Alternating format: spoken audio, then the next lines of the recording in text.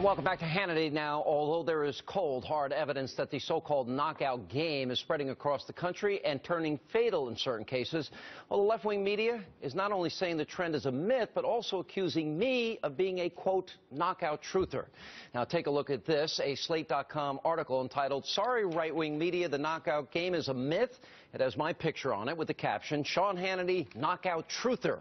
Now, despite the 27 documented incidents that have occurred in 10 states, coast to coast, with 6 of them resulting in death, there are some news organizations across the country calling these incidents an urban myth. For example, the LA Times writes, quote, "Blurring reality stokes fears, raises ratings. Media conservatives have reported on a surge in anti-white violence by black perpetrators dubbed the knockout game. Fact is, it's a myth." And the Daily Beast article on the topic calls the knockout game, quote, "America's latest phony panic." All right, here to debate the truth about the knockout assaults are Fox News legal analyst Peter Johnson, Jr., Fox News contributor Jacques DeGraff, and former NYPD detective and a Fox News contributor, Bo Dietl. Is it truth? I have a list right here, and I can take you. And by the way, the mayor of Philadelphia, he says these attacks will not be tolerated. Michael Nutter. Michael Nutter. Yep. Let me tell you, last week we did the show on it. Yeah. Sean, I was besieged with Twitter emails.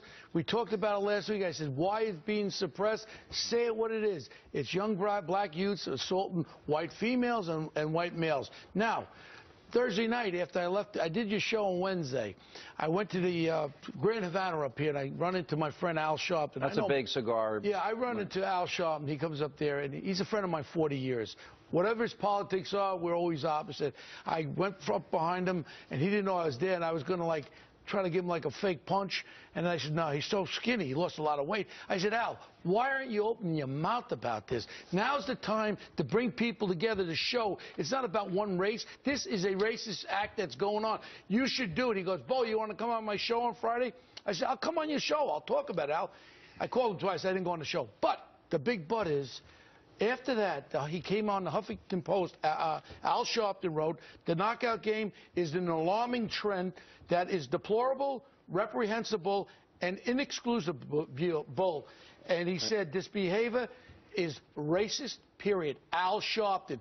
Kudos to him. We're always taking him down. You know what I'm saying, Sean? No, he's right. As is the mayor of Philly is right, Jacques. Do you agree? You see this? I mean, we have the videos. We're showing one after another. Well, whether you had videos or not, we agree that these are hateful actions. They are violent. They're criminals, and they ought to be locked up. It's not a myth. It's real. Those 27 incidents that you point about that have not been made up. I've got a whole list right here going. I'm saying that's not in dispute. All right, but it is a real phenomenon. You're not disputing that. So me being called a knockout truther is a crock. Those things are not in dispute. Now, if you want to go past that, then there's some room for discussion. But at the end of the day, reasonable people condemn those acts. But this is a phenomenon. This is a designed, quote, game to hurt innocent people. You acknowledge that. Yes. Peter. It's a big phenomenon. And for these outlets to say that you're a truther or that Greta Van Susteren or me, because I talked about this after you did as well, that somehow we're truthers. This is a phenomenon that's occurring in this country.